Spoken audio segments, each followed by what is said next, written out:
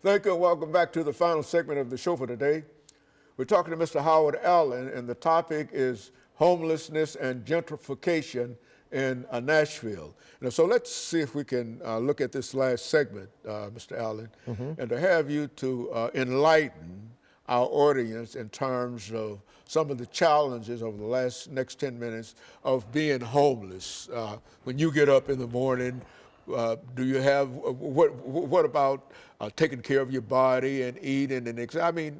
What are some of the typical kinds of things that persons that don't have a home face once they get up out of whatever bed they're laying in at that particular moment? Well, we have been blessed with Father Charles Strobel that does the Room in the Inn, where during the winter months from November the 1st to March 31st, the churches bring us in, and therefore that takes a big burden off a homeless individual for that night, because he's able to take a shower, get up and have breakfast.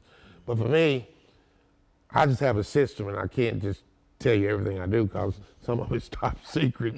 But anyway, we have a company called, nonprofit called Shower Up, and that's a great organization where they have 2 shower trucks. They bring them on Saturday, Sundays, and Mondays downtown, where you can go in and take a nice hot shower and get a change of clothes.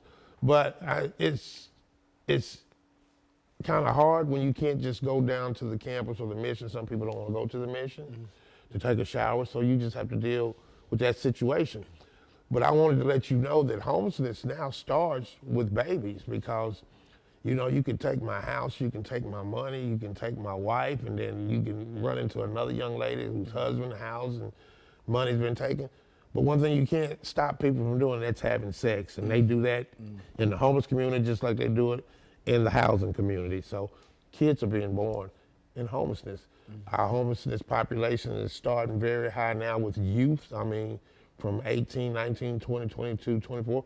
We have a large LGBT community in the homeless population. So I don't know what's that like for some of them, because that's like a double whammy, because they're gay and they're homeless too. But, you know, it's just a lot of different aspects dealing with homelessness, and nobody said in the 3rd grade, said it and said, I'm gonna grow up to become homeless. It's just decisions happen, things happen, loss of rent, sickness, whatever can happen. And you can become without. I mean, you know, you had people that dealt with Katrina, you had people that dealt with the fire in Gatlinburg, and even though they had insurance and eventually they were gonna be rebuilt, but for that moment they were homeless. And they were dependent on a disaster relief, Red Cross or the church or whatever to help. And none of us in the homeless community are asking for a handout. We just want a hand up. And it's hard to get that, because some people, homelessness scares a lot of people. Either you might pull me down where you are, and then sometimes they act like they don't see it, but you see it every day.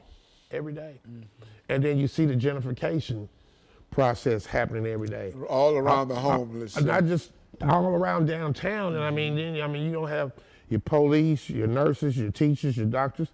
They can't live in Davidson County because this cost of living is so high. So they're living in Wilson County, they're living in Rutherford County, they're living in Robinson County, they're living in Montgomery County, because you can't afford to live here.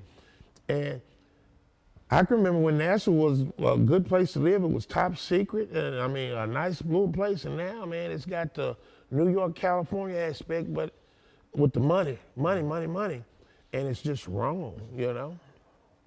It's just wrong. And so I think eventually things will flatten out, and the millennials, this city has turned from what it used to be to a millennial city, a police city, and a tourist city.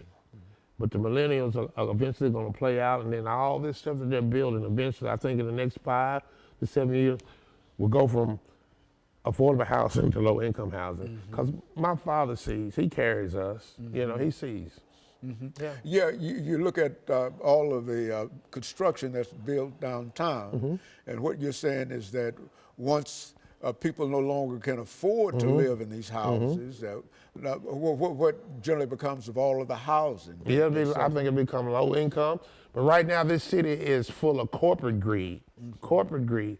They're putting the profit before the people, and the people are the most important weapon aspect in the city. because we are the ones that make the city run. You think that, is there any effort, Mr. Allen, to sort of organize the homeless community? And if not, what would be some of the obstacles in terms of bringing people together and making them have a common purpose in terms of uplift? Well, I'm going to tell you, I was kind of protected when I was growing up. I'm a 61 baby. So some of my close friends, like Howard Gentry, was like a brother to me. I was kind of protected when that civil rights stuff was going on. I remember when Kennedy, Malcolm, King, Medgar, all of them, and Robert Kennedy got killed, you know. So I was kind of protected doing that. But let me tell you, I see some of the same similarities in the homeless community as far as dealing with blacks, the black community. Two things I know: when you have a census, you never get the accurate count on an African-American family, and you never will on a homeless family either. Why is that? Because when we don't want to be seen, we won't be seen. And the homeless community, we walk down the alleys, we sleep under the railroad track, and we'll know when the count is coming at 2 o'clock in the morning. So we're not going to be at our camp. And the African Americans are the same way. But yeah, and we're not together just like the African Americans. Well, what is the purpose of trying to make an assessment in terms of the people in Nashville who are homeless? I mean, what's the purpose of that? I'm going to tell you, the homeless community is a community that you can make money off of. Homelessness is a $1 billion industry. So it's a commodity. They talk. Now, some people actually do really want to help, but that's a $1 billion industry. So why fix that? If you were a case manager and you had 800 people that you had to put in housing, and you put 800 people in housing, what's that going to leave you after you put them in without a job? So why fix that? And it's a revolving door. People become homeless every day.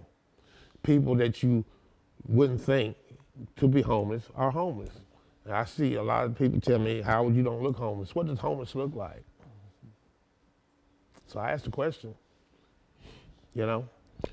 And who would you say is the most famous homeless person that you know in your life?